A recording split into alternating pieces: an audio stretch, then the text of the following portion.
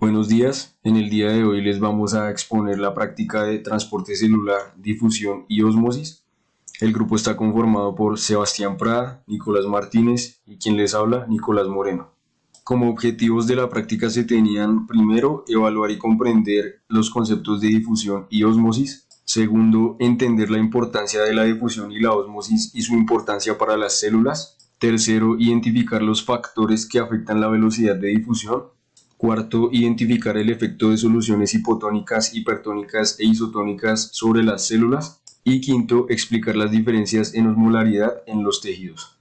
Voy a continuar con el marco teórico. El primer concepto que hay que ver es el concepto de difusión. La difusión es un tipo de transporte activo que produce un movimiento neto de partículas desde la región con mayor concentración a la región con menor concentración. Por esto anterior se dice que este movimiento es a favor del gradiente de concentración. Por ejemplo, como se ve en la imagen, las moléculas de colorante solamente estaban en principio en la parte izquierda del recipiente, pero a medida que va pasando el tiempo se van moviendo hacia la derecha para que como resultado final se tenga una distribución uniforme de ambos tipos de moléculas en el recipiente. Bueno, el siguiente concepto que hay que ver es el concepto de ósmosis. La ósmosis es un tipo de difusión y se refiere al paso del agua a través de una membrana la cual se dice que es selectivamente permeable. Esto anterior quiere decir que permite el paso de agua pero que impide el movimiento de la mayoría de solutos. Por tanto, la ósmosis da como resultado la transferencia neta de agua desde una solución que tiene un potencial hídrico mayor hacia una solución que tiene un potencial hídrico menor. Por ejemplo, como se ve en la imagen, hay paso únicamente de agua desde una región que tiene una menor concentración de soluto hacia una región que tiene mayor concentración de soluto. Los siguientes conceptos que hay que ver se refieren a los tipos de soluciones. Hay tres tipos de soluciones: la solución isotónica, la solución hipertónica y la solución hipotónica. La solución isotónica es en la cual se presenta la misma concentración de soluto tanto en el medio externo como en el medio interno de la célula. Esto quiere decir que no hay paso de agua ni hacia adentro ni hacia afuera de la célula, ya que las concentraciones de soluto están en equilibrio. La solución hipertónica es en la que se presenta una mayor concentración de soluto en el medio externo de la célula. Por lo tanto, el agua empezará a salir de la célula hacia el exterior, hacia el medio externo, para disolver el soluto que se encuentra afuera de la célula, dando como resultado que la célula se contraiga o se arrugue y posteriormente que se deshidrate. Por último está la solución hipotónica, que es en la que se presenta una mayor concentración de soluto en el interior de la célula. Esto por consiguiente hará que el agua empiece a entrar a la célula para disolver el soluto que se encuentra en su interior, dando como resultado que la célula se hinche y que en algunos casos estalle. Aquí en las imágenes hay ejemplos de cada tipo de solución con células sanguíneas con glóbulos rojos. Se ve en el medio hipertónico que las células están arrugadas debido a que el agua que había en su interior salió para disolver el soluto que había en el exterior, en el medio externo. En la célula isotónica se ve que la célula no sufrió cambios debido a que había igual concentración de soluto tanto en su medio externo como en su medio interno. Y en el medio hipotónico se ve como las células se hincharon, incluso aquí se ve una que estalló debido a todo el agua que ingresó para disolver la mayor cantidad de soluto que se encontraba en este caso en el medio interno de la célula. Bueno, continuando con nuestro seminario, bueno, tenemos que para el primer procedimiento que corresponde a la difusión, primero teniendo dos vasos, a un vaso se le añadió agua a temperatura ambiente y al otro se le añadió agua a temperatura fría. A su vez se midió la temperatura en cada uno de los vasos.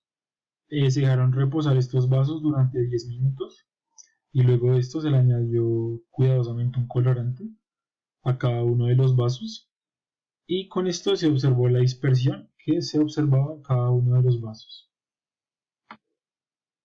Bueno, para el segundo procedimiento, el cual corresponde a la osmosis en las células, primero tenemos que se observó una hoja de Elodea en un microscopio a una imagen de 10 veces aumentada y de 40 veces aumentada a su tamaño original y se observaron las principales características de la célula.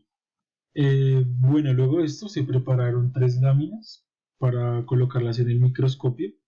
Entonces cada una de estas láminas se rotuló en el borde debido a que cada una de estas tres láminas corresponde a tres diferentes tratamientos que fueron evaluados para este procedimiento. Luego de esto, para cada lámina se colocó una hoja de Elodea y para la primera lámina se agregó una gota de la solución hipertónica, en la segunda lámina se agregó una gota de la solución isotónica y finalmente a la tercera lámina se le agregó una gota de la solución hipertónica. Bueno, luego de esto de ello se esperó durante 2 minutos y se cubrió cada lámina con una laminilla. Luego esto se observó en el microscopio y se describieron los datos obtenidos. Bueno, en las observaciones para el primer procedimiento, cual corresponde a la difusión, básicamente se observó que en el vaso que tenía agua a temperatura fría, las moléculas se movían con una menor velocidad respecto al vaso que tenía temperatura ambiente. Es decir, el vaso con temperatura ambiente tenía mayor velocidad de las partículas que el del agua fría. Para el segundo procedimiento, el cual corresponde a la osmosis en las células, básicamente observamos cómo el agua entra a la vacuola y gracias a esto aumenta su tamaño, pero no se revienta la membrana debido a que esta está protegida por la pared celular. Por otra parte, también observamos que el agua que hay dentro de la vacuola sale y por esta misma razón la célula se deshidrata, perdiendo a su vez tamaño.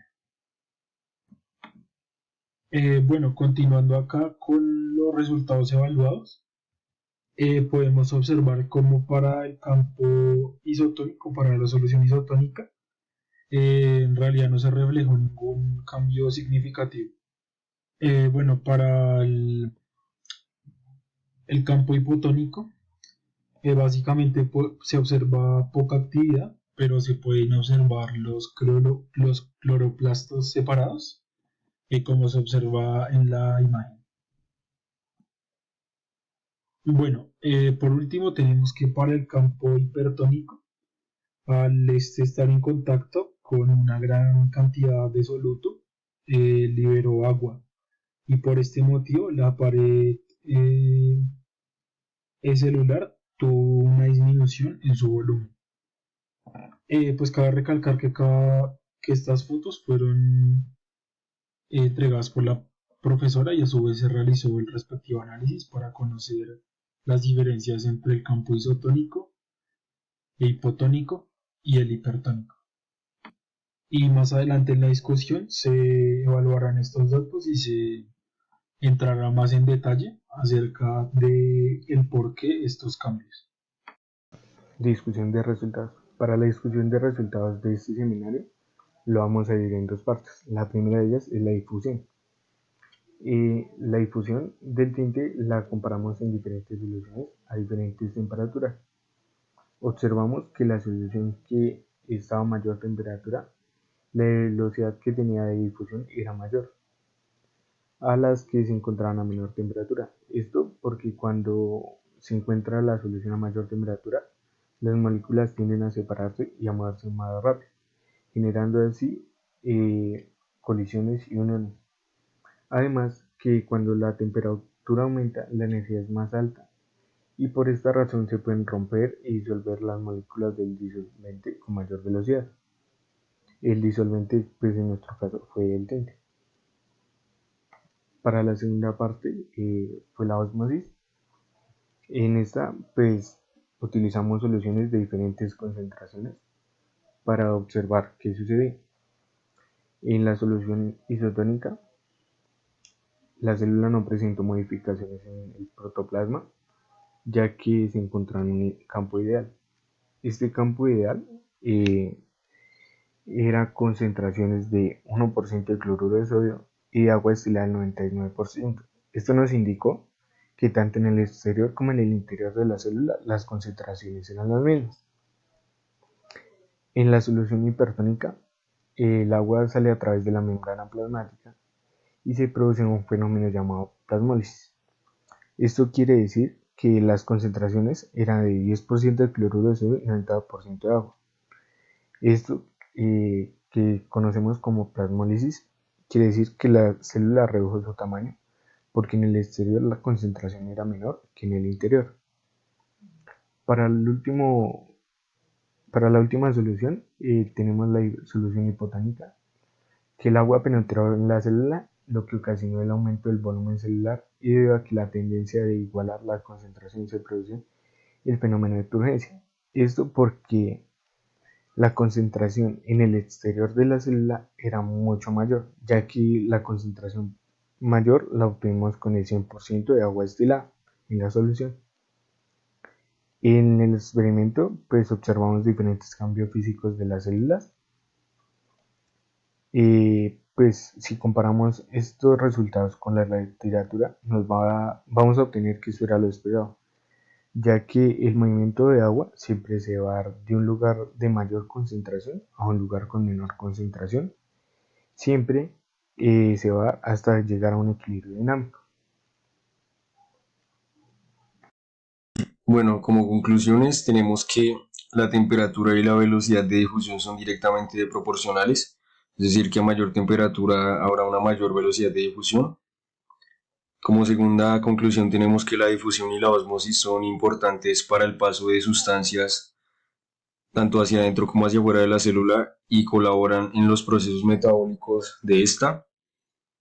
Como tercero tenemos que al entrar en contacto con una solución hipertónica, las células se contraen y se arrugan debido a la salida de agua de dentro hacia afuera. Como cuarto tenemos que la solución hipotónica produce una hinchazón en la célula debido al ingreso de agua. Esto porque en su interior hay una mayor concentración de soluto que en el exterior.